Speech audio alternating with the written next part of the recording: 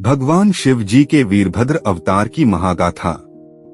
जब सृष्टि के संतुलन में अहंकार सबसे बड़ा विष बन जाता है, जब धर्म का अपमान खुले यज्ञ में होने लगता है और जब मौन भी अन्याय को रोकने में असमर्थ हो जाए, तब शिव केवल ध्यानस्थ योगी नहीं रहते, तब वे वीरभद्र बनते हैं।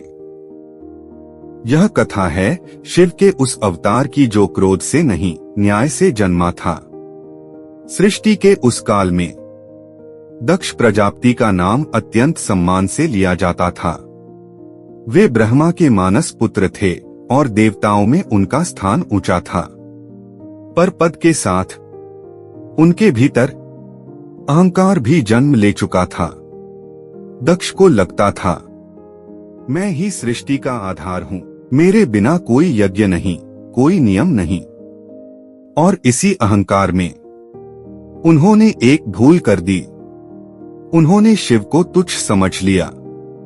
शिव जो कैलाश पर विराजमान थे, जो भस्मधारी थे, जो श्मशान में ध्यान लगाते थे, दक्ष की दृष्टि में वे योग्य नहीं थे। जब उनकी पुत्री सती ने शिव को पति रूप में चुना, तो दक्ष के हृदय में सम्मान नहीं, अपमान जाग उठा। उन्होंने कभी खुलकर विरोध नहीं किया, पर मन ही मन शिव के प्रति घृणा पाल ली। समय बीता और एक दिन दक्ष ने एक विशाल यज्ञ का आयोजन किया।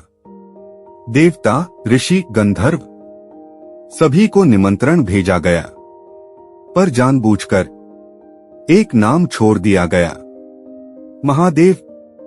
सती को यह ज्ञात हुआ, उनका हृदय व्याकुल हो उठा। पिता यज्ञ कर रहे हैं और मुझे निमंत्रण नहीं। उन्होंने शिव से कहा। शिव शांत थे।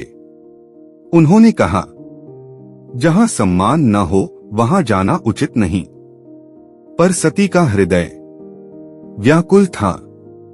उन्हें लगा, पिता हैं, स्वयं बुलाएंगे, पर ऐसा नहीं हुआ। वे स्वयं यज्ञ में पहुंची और वहां जो हुआ वह केवल अपमान नहीं था, बल्कि वह धर्म का अपमान था। दक्ष ने सभा के बीच शिव का उपहास किया। कैलाश के उस भिखारी को डोट देव कैसे कह सकते हो? उन्होंने कहा। देव मौन रहे, ऋषि मौन रहे और सती का हृदय टूट गया। उन्होंने कहा, जिस शिव को तुम अपमानित कर रहे हो वही तुम्हारे अस्तित्व का आधार है, पर अहंकार कानों को बंद कर देता है। सती समझ गई, यह अपमान केवल उनका नहीं, यह शिव तत्व का अपमान है। और उसी यज्ञ मंडप में उन्होंने योगाग्नि से अपने शरीर का त्याग कर दिया। जब यह समाचार कैलाश पहुंचा तो शिव जी ध्यान टूट गया। पर यह साधारण क्रोध नहीं था, यह उस पिता का दर्द था जिसकी पुत्री जल गई हो। यह उस पति का शोक था जिसका संसार उजड़ गया हो। शिव खड़े हुए, उनकी जटाएं खुल गईं, आकाश कांप उठा और तभी शिव ने अपनी जटा से एक उग्र शक्ति को प्रकट किया। वीरभद्र का चरण धरती पर पड़ा तो यज्ञशाला की अग्नि कांप उठी। देवताओं के मुकुट हिलने लगे और मंत्रों की ध्वनि टूट सी गई। दक्ष ने सामने देखा, भस्म से लिपटा एक महावीर, नेत्रों में ज्वाला और मुख पर न्याय की कठोर शांति। दक्ष हंसा, अहंकार अभी जीवित था। यह कौन है? उसने पूछा। किसकी अनुमति से यज्ञ भूमि में प्रवेश किया? वीरभद्र का स्वर गूंजा, जिसकी अनुमति से सृष्टि चलती है उसी की आज्ञा से आया हूं। देवता भयभीत हो उठे। इंद्र का वज्र कांप गया। अग्नि देव की ज्वाला मंद पड़ गई। भद्रकाली आगे बढ़ी।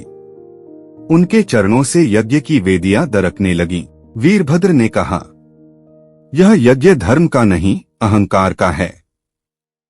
और जहां अहंकार होता है वहां शिव का तांडव निश्चित है। उन्होंने अपना शस्त्र उठाया। यह युद्ध नहीं था, यह दर्प का विसर्जन था। वीरभद्र के एक संकेत मात्र से गणों ने यज्ञ भूमि को घेर लिया। मंत्र रुक गए, आहुति की अग्नि बुझ गई। दक्ष ने देवताओं की ओर देखा, पर कोई आगे नहीं आया। जब धर्म का पक्ष छोड़ दिया जाए तो देवता भी मौन हो जाते हैं।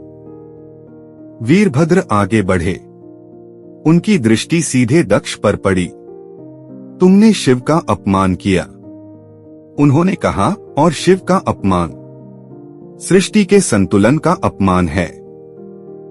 दक्ष ने उत्तर दिया, मैं प्रजापति हूं, मुझे कोई दंड नहीं दे सकता।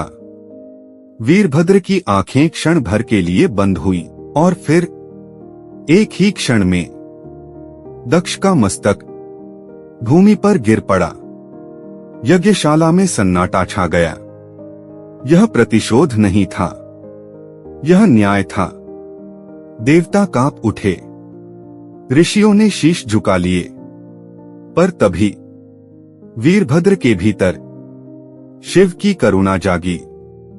उन्होंने गणों को रोका। बस उन्होंने कहा, धर्म की मर्यादा विध्वंस में नहीं, बोध में है। देवताओं ने कांपते स्वर में प्रार्थना की, हे महादेव, हमसे भूल हो गई। उनकी पुकार कैलाश तक पहुंची। शिव आए।